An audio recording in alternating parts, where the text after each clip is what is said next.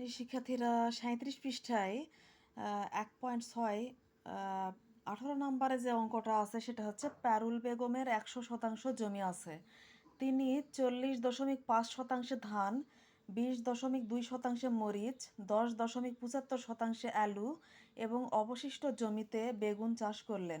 তিনি কতটুকু জমিতে বেগুন চাষ করলেন? পারুল বেগমের জমি কিন্তু ১০০%। তিনি যেগুলোতে চাষ করেছেন সেটা হচ্ছে ধান হলো ৪০.৫, মরিচ হলো ২০.২ আর আলু হচ্ছে ১০.৭৫। যেগুলো চাষ করছেন উনি সেই সংখ্যাগুলো যোগ করতে হবে।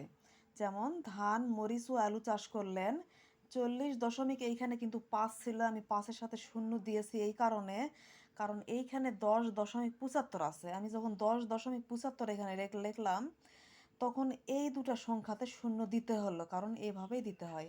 তাহলে এই তিনটা যোগ করে হয়েছে মোট ৭১.৪৫%। এই শতাংশে তিনি এই ধান, মরিচ আর আলু চাষ করেছেন।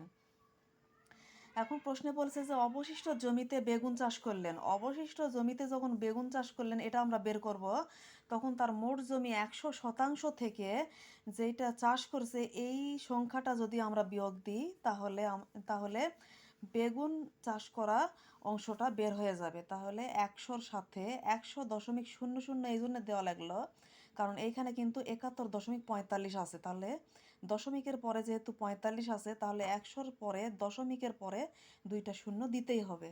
তাহলে এটার সাথে যদি এটা আমরা বিয়োগ দিই তাহলে হবে ২৮.৫৫%। উত্তর ২৮.৫৫%। যদি ভিডিও আমার ভালো লাগে তাহলে আমার সাথে ১ যুগ থাকবে যদি আমি বেঁচে থাকি, এবং যদি তোমরা বেঁচে থাকো তাহলে আমার সাথেই থাকো। আল্লাহ হাফেজ।